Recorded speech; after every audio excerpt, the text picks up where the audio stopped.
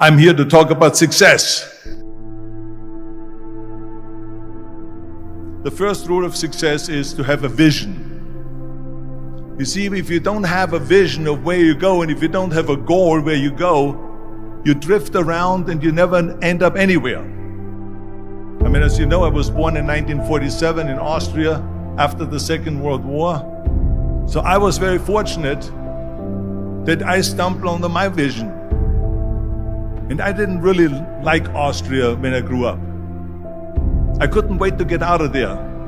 I couldn't see myself becoming a farmer or a worker in a factory or anything like that.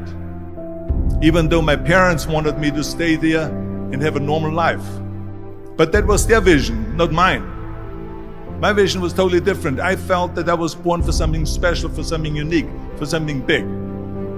Then one day I went to school. I remember I was 11 years old, and they showed a documentary about America. And there they showed in this documentary the huge skyscrapers, the high-rises, the huge bridges, the 6-lane freeways, and all of this stuff. And I said to myself, that's where I want to be.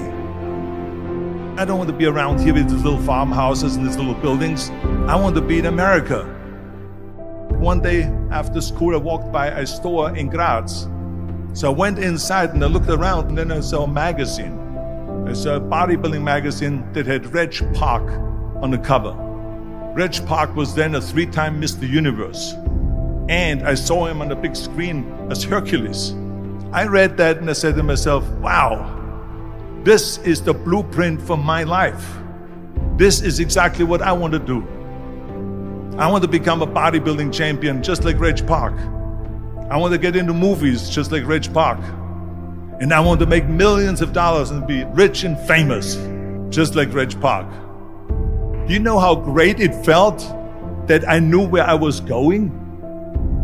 Imagine the majority of people don't know where they're going. I knew where I was going, that I'm going to become this bodybuilding champion just like him. So it was just a question of how do you do it? I was so relieved, because when you have a goal, when you have a vision, everything becomes easy. So people always ask me, when they saw me in the gym in the pumping iron days, they say, why is it that you're working out so hard? 5 hours a day, 6 hours a day, and you have always a smile on your face. And I told people all the time, I said, because to me, I'm shooting for a goal. In front of me is the Mr. Universe title.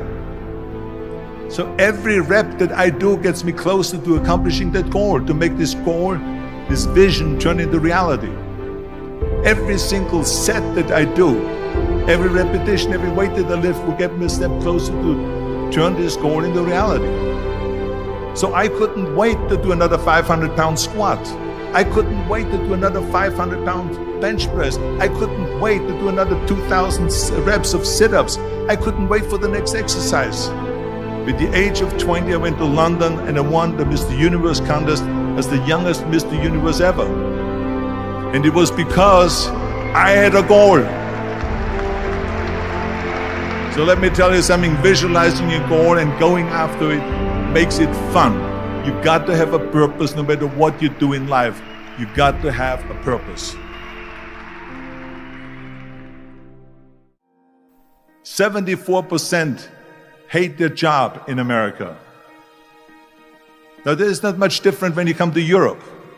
The majority of people don't like what they're doing, because they're really not doing it because they didn't have a goal and they followed this goal. They just aimlessly drift around, and then all of a sudden there's a job opening, so they get that job because you have to work. But then when you work, it's a chore. It's work. It's not fun.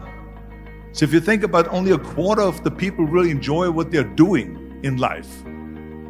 That is unbelievable if you think about it. So I felt so blessed that I knew what I was doing. It's like a medical student that studies and knows he wants to become a doctor. You know where to go. And the same thing is also in politics. I remember that in politics, I had a very clear vision that I will be the leader of California. This is as far as I could go because I was not born in America, so I could not run for president. So being the governor of the fifth largest state, the largest state, the fifth largest economy in the world, was for me really the ultimate title, the ultimate accomplishment in politics. So even though people came up to me and says, why don't you go and run for something smaller, you're never gonna make it. I ran for governor, and then 2 months later I became governor of the state of California. Again, because I had a very clear vision what I'm gonna do with California. So that's rule number one, have a vision. Rule number two is, don't listen to the naysayers. Don't listen to the naysayers.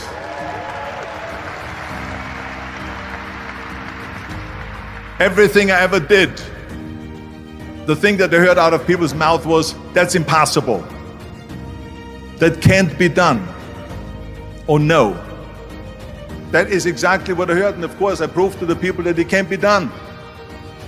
So whenever someone said to me, it can't be done, I heard, it can be done. When they said no, I heard yes. And when they said it's impossible, I heard it is possible. I'm a strong believer of what Nelson Mandela said, that everything is always impossible until someone does it. Well, I'm going to be the one, I said to myself, I'm going to do it and I'm going to show it to them. Maybe it has never been done before. That's perfectly fine with me. But I'm going to do it. And I did not listen to the naysayers. It's all about the hard work that you put in. I said to myself, in bodybuilding I worked out 5-6 hours a day. I'm going to do the same thing now for acting.